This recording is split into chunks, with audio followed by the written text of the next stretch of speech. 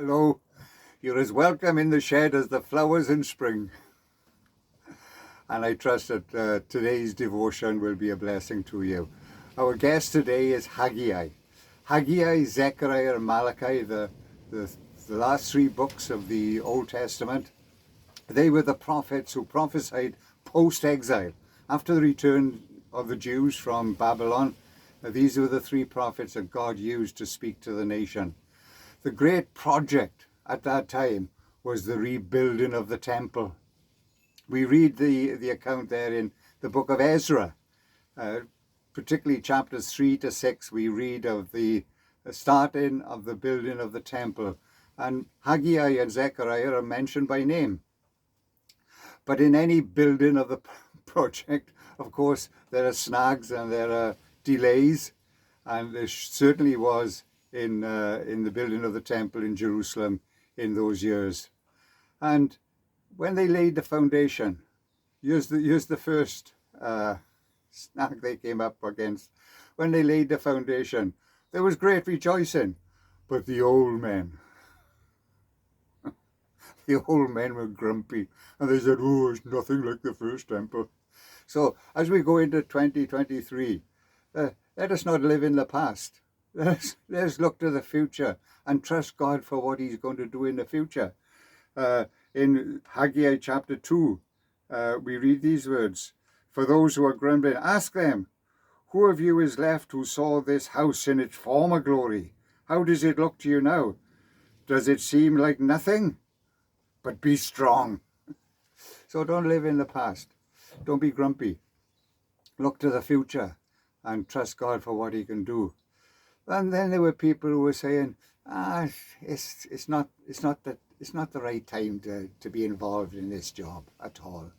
We got enemies, the nations around us are most hostile, nations against us, and we got trouble within, there's disagreements within. Now's not the time. And Haggai begins his book with those words. It says, "This is what the Lord Almighty says. These people say, the time has not yet come for the Lord's house to be built." So as we go into 2023, don't procrastinate. Don't grumble. Don't procrastinate. Don't put off till tomorrow what we can do today. Let's get involved in the work of the Lord. There are enemies without, and there's disagreements within, no doubt. But don't let us stop this glorious work of being involved in God's kingdom. So here's a call. Do not live in the past. Trust God for the future.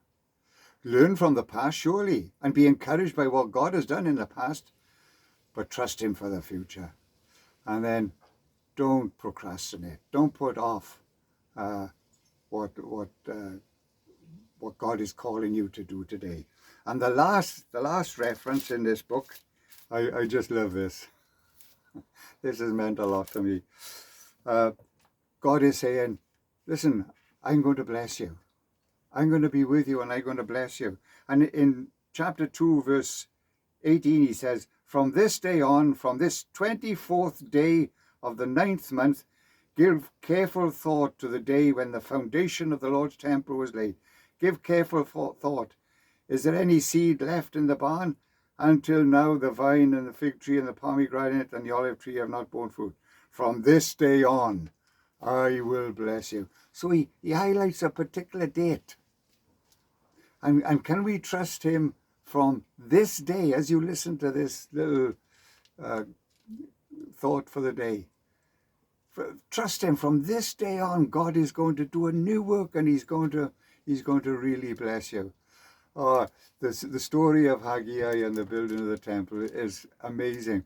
You know, the enemies that opposed the work, they wrote to the emperor in Babylon, in Persia, and said to him, "You know, these Jews, they won't pay any taxes, and they'll become strong, and you'll regret giving them permission to build this temple." But you know what the end result of the story was? When a searcher of the records was found, that permission was granted to the Jews to build a temple, the emperor commanded these enemies, out of their taxes, to supply all that they needed to build the temple. God turned it right upside down. Well, the right way up, really. And did a glorious thing. And the temple proceeded and was finished. Oh, let's trust God. That He is still the same today. And He can do amazing things. And let's trust Him for 2023 and indeed the future altogether. God bless you. And let's crack on with the work of God's kingdom. And if you're not part of it, this is the only place to be, you know. God bless you. Amen.